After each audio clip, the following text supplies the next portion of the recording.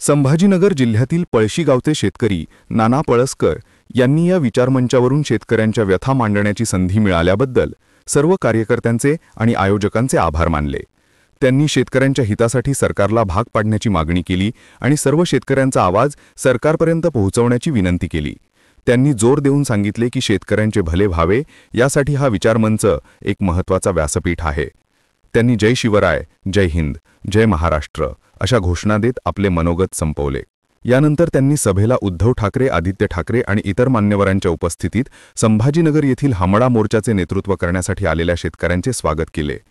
गेल्या मे महिन्यापासून सततच्या अतिवृष्टीमुळे आणि मागील महिन्यात झालेल्या ढगफुटीमुळे शेतकऱ्यांचे प्रचंड नुकसान झाले आहे। शेतकऱ्यांचे पीक, घरे आणि जनावरे वाहून गेली आहेत। संभाजीनगर, पैठण, सिल्लोड, वैजापूर या तालुक्यांमध्ये पाणी साचल्याने शेती पूर्णपणे उद्ध्वस्त झाली आहे। उद्धव ठाकरे यांनी या परिसराची पाहणी केली आणि शेतकऱ्यांना नुकसान भरपाई आणि कर्जमाफी मिळेपर्यंत लढा देण्याचे आश्वासन दिले। त्यामुळे हजारो शेतकरी या मोर्चात सहभागी झाले आहेत।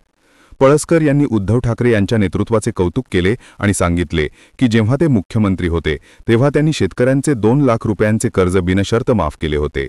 तसेच बाळासाहेब ठाकरे यांच्या नेतृत्वात विलासराव देशमुख यांनी शेतकऱ्यांचे वीजबिल माफ केले होते।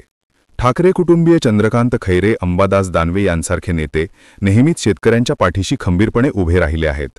शेतकऱ्यांवर अतिवृष्टी, दुष्काळ किंवा इतर संकटे आली तेव्हा त्यांनी शेतकऱ्यांना आधार दिला। पळसकर यांनी उद्धव ठाकरे यांना आवाहन केले की संपूर्ण महाराष्ट्रातील शेतकरी त्यांच्याकडे आशेने पाहत आहेत आणि शेतकरी नेहमीच त्यांच्या पाठीशी उभे राहतील। त्यांनी केंद्र आणि राज्य सरकारच्या धोरणांवर टीका केली। विशेषतः कांदा निर्यातबंदी आणि 40% कर लावण्याच्या निर्णयावर त्यांनी तीव्र नाराजी व्यक्त केली।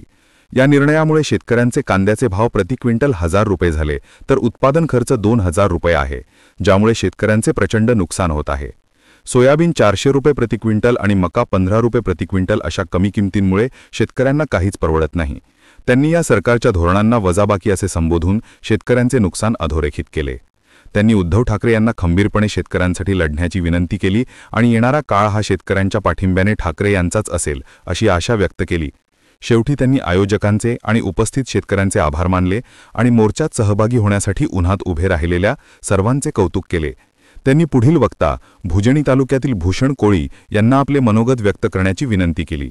त्यांनी नमूद केले की मराठवाड्यात मुख्यमंत्र्यांच्या दौऱ्यादरम्यान एका शेतकऱ्याने प्रश्न विचारला तेव्हा त्याला राजकारण करू नको असे सांगितले गेले आणि पोलिसांनी त्याला ताब्यात घेतले।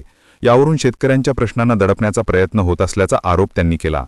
शेवटी त्यांनी माध्यमांना कॅमेरा सेट करून 2 मिनिटे खाली बसण्याची विनंती केली जेणेकरून पुढील वक्त्यांचे मनोगत नीट रेकॉर्ड होईल। या मनोगतातून शेतकऱ्यांच्या तीव्र भावना, त्यांच्या समस्या आणि सरकारकडून अपेक्षित असलेली मदत यांचे स्पष्ट चित्रण होते।